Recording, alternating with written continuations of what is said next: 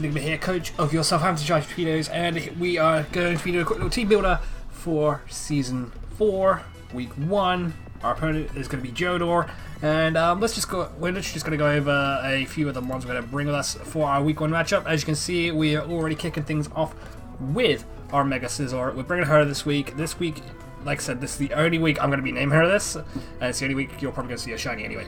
And her name is Asuka, spelled Asuka, named after the WWE Women's Champion, WrestleMania #1 contender sort of thing. It's wrestling thing, you don't have to worry about it. I'm starting rambling. Anyway, yeah, right, first off, obviously, we got to run the Scizor on it, because we did draft Mega Scizor, not normal Scizor.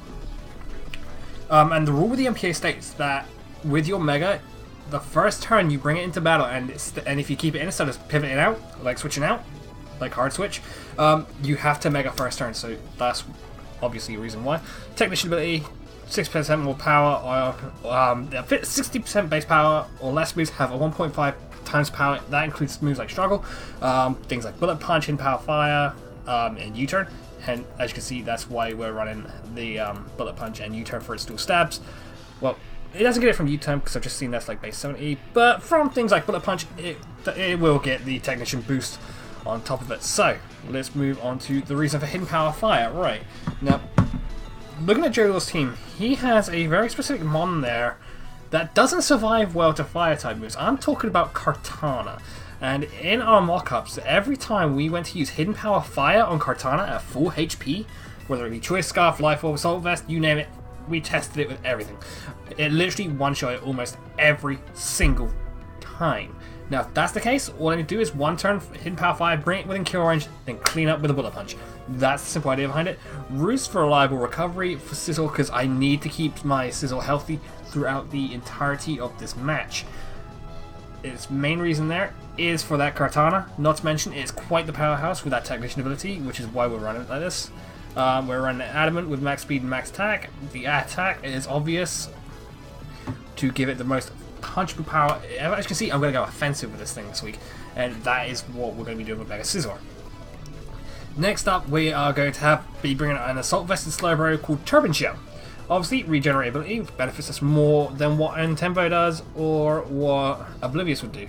I think he's got like one thing he's really trying to taunt me with anyway, which would be his Gelatin, to which I've got something else for that later on.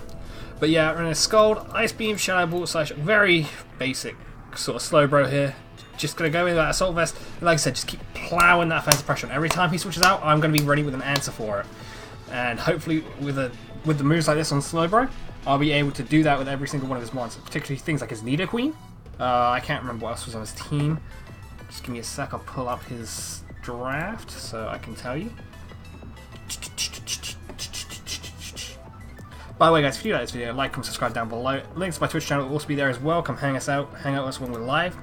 Okay, right, Joe's draft. Kyurem Black, Nidoqueen, Rotom H, Gelatin, Archeops, which I believe by the time this goes up, he still wouldn't have yet, so that's completely flawed. Regice, Medicham, Kartana, Comfey, Armaldo, and Kangaskhan. So as you can see, I've literally prepared my Slowbro for any eventuality of whatever it's going to face. Shadow Ball is Side Shot for things like Gelatin, even though Gelatin walls it. Scald for Stab, also Side Shot from Psychic Stab as well, and Ice Beam. I can't actually think what Ice Beam hits right now off the top of my head. But yeah, it's there for all reasons. It's pretty much there to come in, say hello, I may be slow, but I'm here to hit you with some power. We're running it this week as a Bold Nature with 200 Special Defense CV, 60 Defense, and then the rest in HP with nothing in the investment on the attack. Maybe if we had some of the investment in the attack. I'll run it over my coaching staff anyway, because like I said, this is the first week. I want to come in with a bang, and how else are we going to do that without a Hammerhead Shark? We're also going to be bringing Garchomp this week. Also, to quickly highlight something on Turban Shout, we nearly did this. We nearly went,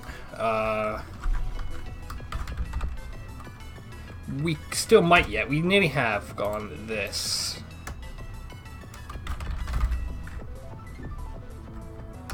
Titanium Z. Dun, dun, dun, dun, dun.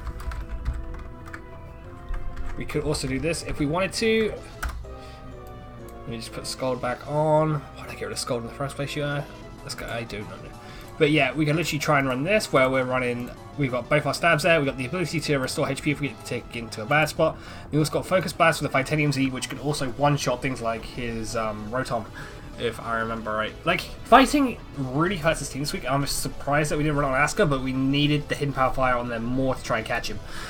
Next up, as I said, we got Garchomp, and this week we have literally decided to run it with the Dragon Claw and Earthquake styles as it would normally do, the Rockanium Z with Stone Edge and Sword Stance. Because literally, if I get one Sword Stance up, I sweep like crazy. I've watched this batch. Every time we count it, Sword Stance Garchomp literally handles him, puts so much pressure on him, and it hurts him so much unless for one alternative. Kyurem Black, Choice Scarf. If he's got that, then I'm going to have to think well outside my box and find another ultimate way to take him down. That's literally what we're running this week, so let's go on to the, obviously, ability Ruskin. There's no sand for us to worry about. It's not a sand team by any means, if you think back to what I said he had, which was the Kyurem Black, Nidoqueen, Rotom H, Jellicent, Archeops, which he won't have in this match because he picked, like, this is after our match and he's gone and done some trades. Regice, Medicham, Kartana, Confetti Armada, and Kangaskhan. So yeah, that is that. Let me just quickly put that in there. That one. No? Yeah. So yeah, we're also going to be running our Garchomp, obviously Jolly, 16 in the HP, max speed, max attack, and then 240 in speed. Obviously, we need that bang for his buck, so it might be better if we try and run Adamant, but I think we're going to stick with Jolly, and we'll see how this match goes. Next up, we have got the Alola Marowak, which will stay named Alowak for obvious reasons. Lightning Rod things for like Rotom and Kyurem. What else has it got for? I think that's two of the main reasons why we're running Lightning Rod. Crossbody would help, it's not what we need. Rockhead could help, but Lightning Rod just makes more sense because he's got things like that, Kyurem and Rotom in the back. But the annoying thing is, with Kyurem comes that Terravolt, which Lightning Rod's not going to help us, but it's more there to check that Rotom with it. Thick Club, if it's held by a Cubone rack, the attack is double, so literally we're doing double damage with things like Flare Blitz, Shadow Bone, and Earthquake. It is also going to be our Stealth Rocker this week, and that is pretty much that. That is how we're going to run it. We're going to run Adamant, we're going to have some bulk invested there, we're going to have some in the attack, and the rest in speed. Just to speed creep that Jellicent. Like I said, I have alternatives for that Jellicent, because I'm pretty damn sure that Jellicent is coming. So I'm preparing on all forms for it to take it down. So we've got, like I said, that literally speed creeps a min-speed Jellicent. If he's running min-speed Jellicent, then we outspeed and we can literally straight up kill it with Shadow Bone. But yeah, that's pretty much the reason why, and that's it really. That's it for Alola Marowak. Next up we have for the Ambipom. Shout out to PokeAMD who literally got this thing into UU. I love this monkey. It's got so much in its move pool I can take advantage of. Running it with the Life Orb. Technician once again. Moves of 60 base power or less, have a chance of being 1.5. No skilling this week, doesn't really need it. Pardon me. Fake Out, obviously. Flinch your opponent if he's not switching and I'm first in. Return, literally, this Mon outspeeds most of his team as well, so return for that normal stab. Fire Punch for his Kartana, and then knock off once again for things like his Jellicent, which he, like I said, I'm pretty sure that Jellicent's coming, so I am preparing at least 2 or 3 Mon for that Jellicent, maybe even 4 Mon when you see the final pick that would bring in this week. So let me just... Yep, and... Yeah. There you go. Right, that is literally it, right there. We're at the base, the obvious Jolly, because we're going to need the speed. Like I said, we need speed with Ambipom. It's important that we have it. Also, we've got 252 in attack, 202 in speed, and then 4 in HP just for the odd IVs to put them anywhere to basically to try and get that HP odd because we're at level 50, not 100 like we would be if we're doing this on Showdown. To which is obvious I'm using Showdown to show that off. Anyway, that's that one done. Like I said, Fire Punch. Base 75 power, 100% chance to burn the target. No, 10% chance to burn the target. Sorry, I misread that. 75% power. Yeah, this could take out Kartana as well. Like literally, this thing's here to check Kartana as well as Jellicent, and then on top, just start cleaning up with the come in, fake out, then return, force them to keep like I said, keep trying to push that offensive pressure on him. I see a lot of our mons are here to do one thing, and that's to keep attacking, attack, and keep putting that pressure on him and try to get that win, which hopefully we'll get.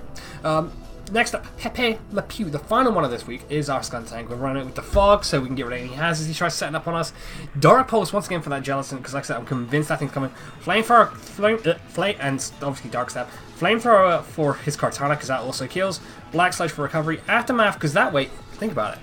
If we die, I take a quarter of my opponent's health with him. Now that is handy, my friend. That is so handy. There is also going to be Sludge Bomb as well for its Poison Stab. What fairy is Joe got actually? I don't actually know. Oh yeah, he's got Confay. I'm not convinced Confay's coming. But yeah, that's literally it. I believe that before Joe got Archeops, he had Incineroar, so Turban Shell also counters that with Stab Scald. Anyway, that is your team this week. This is our week 1 team, and I am quite happy with it. So let me just pop that down there. We're going to run it max HP, no, max defense, 8 special attack, and 248 in HP. Now, the reason why we're running this defensively like this and not a physical attacking Skun Tank is for that Gelatin. If he hits me with a Will-O-Wisp, if I was physical Skun Tank, that would hurt. Like this doesn't hurt him one bit. He can take that burn, take min burn every turn, then just keep kicking off them Dark Pulses until that Gelatin's out there. Like I said, I have confidence in my team. This is my strongest draft yet. I stand by that. I will always stand by that. And I am just proud that this is my team. Like, this is better than my Season 3 team back when I was a Haunters. And I'm glad for the rebrand. Don't forget, like, comment, subscribe, all that usual stuff. Link to the description below to the Twitch channel and YouTube. Don't forget to follow the NPA on Twitter. That will also be there as well. And guys, we're going to have a good season. This is going to be our... This is going to be our year. This is going to be our time. Anyway, catch you on the flip side.